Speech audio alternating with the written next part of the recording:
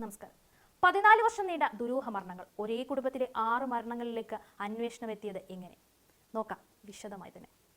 കേരളത്തിലെ ഒരു സാധാരണ ഗ്രാമം, പരിചയമുള്ള ആളുകൾ, വർഷങ്ങളായി ഒരേ കുടുംബവുമായി ബന്ധപ്പെട്ട് നടന്ന മരണങ്ങൾ.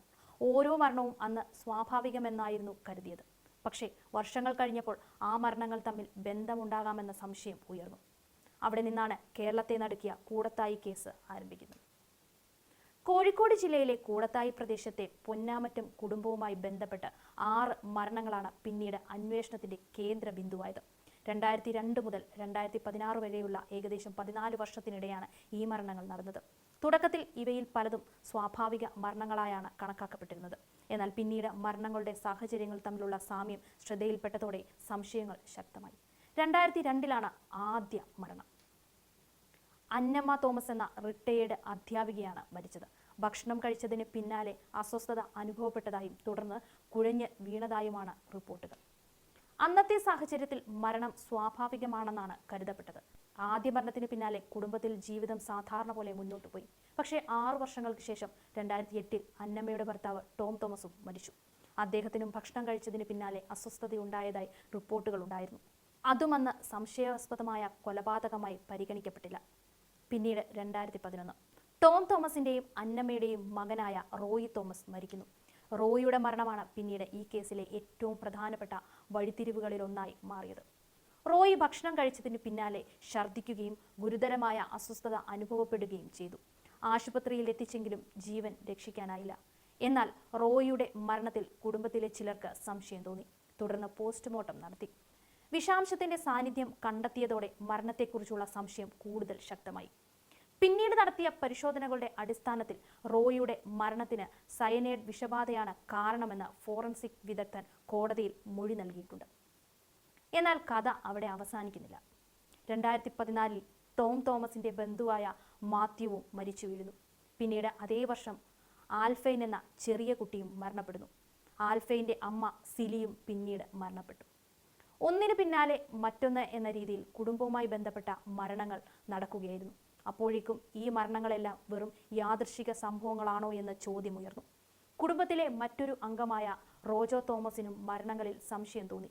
തുടർന്ന് അദ്ദേഹം പോലീസിനെ സമീപിച്ചതോടെയാണ് വർഷങ്ങളായി അടഞ്ഞുകിടന്നിരുന്ന പല ചോദ്യങ്ങൾക്കും വീണ്ടും ജീവൻ ലഭിച്ചത്. അന്വേഷണ സംഘം പഴയ മരണങ്ങളുടെ രേഖകൾ പരിശോധിച്ചു. മരണപ്പെട്ടവരുടെ ശരീരാവശിഷ്ടങ്ങൾ പുറത്തെടുത്ത് ശാസ്ത്രീയ പരിശോധന നടത്തുകയും ചെയ്തു.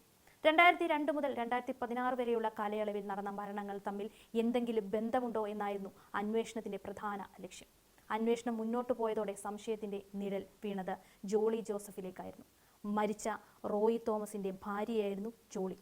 പൊന്നാമറ്റം കുടുംബവുമായി വർഷങ്ങളായി അടുത്ത ബന്ധം പുലർത്തിയിരുന്ന ജോളിയെ അന്വേഷണ സംഘം വിശദമായി ചോദ്യം ചെയ്തു. പിന്നീട് പോലീസ് ജോളിക്കെതിരെ ഗുരുതരമായ ആരോപണങ്ങൾ ഉന്നയിച്ചു. കുടുംബത്തിലെ 6 പേരുടെയും മരണങ്ങൾക്ക് പിന്നിൽ ജോളിയാണെന്നാണ് അന്വേഷണ സംഘം ആരോപിച്ചത്. എന്നാൽ ഇത് അന്വേഷണ ഏജൻസിയുടെ ആരോപണമാണെന്നും അന്തിമ കുറ്റക്കാരി തീരുമാനം കോടതിയുടേതാണെന്നും പ്രത്യേകം തന്നെ ഓർക്കണം. 2019 ഒക്ടോബറിൽ ജോളിയെയും കേസിൽ ആരോപണ വിധേയരായ മറ്റു 2 പേരെയും പോലീസ് അറസ്റ്റ് ചെയ്തു. തുടർന്ന് ഓരോ മരണവും പ്രത്യേകം കേസുകളായി അന്വേഷിക്കുകയും കുറ്റപത്രങ്ങൾ സമർപ്പിക്കുകയും ചെയ്തു. അന്വേഷണത്തിന്റെ ഭാഗമായി പോലീസ് മുന്നോട്ട് വെച്ച പ്രധാന ആരോപണം വിഷം ഉപയോഗിച്ചുള്ള കൊലപാതകങ്ങളായിരുന്നു എന്നാണ്. അന്വേഷണ സംഘത്തിന്റെ കണ്ടെത്തലനുസരിച്ച് 6 മരണങ്ങളിലും വിഷബാധയ്ക്ക് പങ്കുണ്ടായിരുന്നു. പ്രത്യേകിച്ച് റോയി തോമസിന്റെ മരണവുമായി ബന്ധപ്പെട്ട ഫോറൻസിക് തെളിവുകൾ കേസിൽ നിർണായകമായി മാറി. എല്ലാ മരണങ്ങളിലും സൈനൈഡിന്റെ അംശം കണ്ടെത്തി. എന്നാൽ ഇതോടെ മറ്റൊരു വലിയ ചോദ്യം ഉണർന്നു. ഇത്രയും വർഷം ഇതൊന്നും ആരും സംശയിക്കാതെ പോയത് എങ്ങനെയാണ് എന്ന ചോദ്യം. 2002 ആദ്യ മരണം, പിന്നീട് 2008 മറ്റൊരു മരണം, 2011 മറ്റൊന്ന്, 2014 വീണ്ടും മരണങ്ങൾ, 2016 മറ്റൊരു മരണം. ഏകദേശം 14 വർഷത്തെ കാലയളവിൽ നടന്ന മരണങ്ങൾ. ഓരോ മരണവും അതത് സമയത്ത് വ്യത്യസ്ത സാഹചര്യങ്ങളാണ് കണ്ടത്. എന്നാൽ പിന്നീട് ഇവയെല്ലാം ഒരുമിച്ച് പരിശോധിച്ചപ്പോഴാണ് ഒരു വലിയ ചിത്രം അന്വേഷണ സംഘത്തിന്റെ മുന്നിൽ തെളിഞ്ഞത്. കൂടത്തായി കേസ് അതുകൊണ്ട് തന്നെ കേരളത്തിലെ ഏറ്റവും ശ്രദ്ധ നേടിയ ക്രിമിനൽ അന്വേഷണങ്ങളിൽ ഒന്നായി മാറി. കേസിൽ സ്വത്ത് സംബന്ധമായ തർക്കങ്ങൾ, കുടുംബ ബന്ധങ്ങൾ, വ്യക്തിപരമായ ബന്ധങ്ങൾ തുടങ്ങിയ പല വിഷയങ്ങളും അന്വേഷണത്തിന്റെ ഭാഗമായി പരിശോധിക്കപ്പെട്ടു. ജോളിക്കെതിരെ പോലീസ് ഉന്നയിച്ച ആരോപണങ്ങൾക്ക് പിന്നിലെ പ്രേരണയെക്കുറിച്ചും അന്വേഷണ സംഘം വിവിധ വാദങ്ങൾ മുന്നോട്ട് വെച്ചു.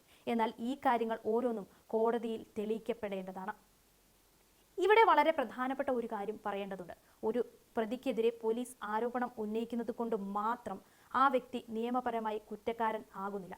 കോടതിയിലെ തെളിവുകളും സാക്ഷിമൊഴികളും ശാസ്ത്രീയ പരിശോധനകളും നിയമപരമായ വിലയിരുത്തലുകളും അടിസ്ഥാനമാക്കിയാണ് കുറ്റം തെളിയിക്കപ്പെടുന്നത്.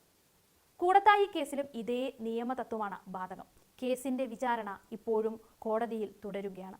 2025 ജൂലൈയിൽ റോയി തോമസിന്റെ മരണവുമായി ബന്ധപ്പെട്ട വിചാരണയ്ക്കിടെ ഫോറൻസിക് വിദഗ്ധൻ ഡോക്ടർ കെ പ്രസന്നൻ കോടതിയിൽ മൊഴി നൽകി. പോസ്റ്റ്മോർട്ടം റിപ്പോർട്ടും വിസറ പരിശോധനയും റോയിയുടെ മരണത്തിന് സയനൈഡ് വിഷബാധയാണ് കാരണമെന്ന് വ്യക്തമാക്കുന്നതായി അദ്ദേഹം പറഞ്ഞു.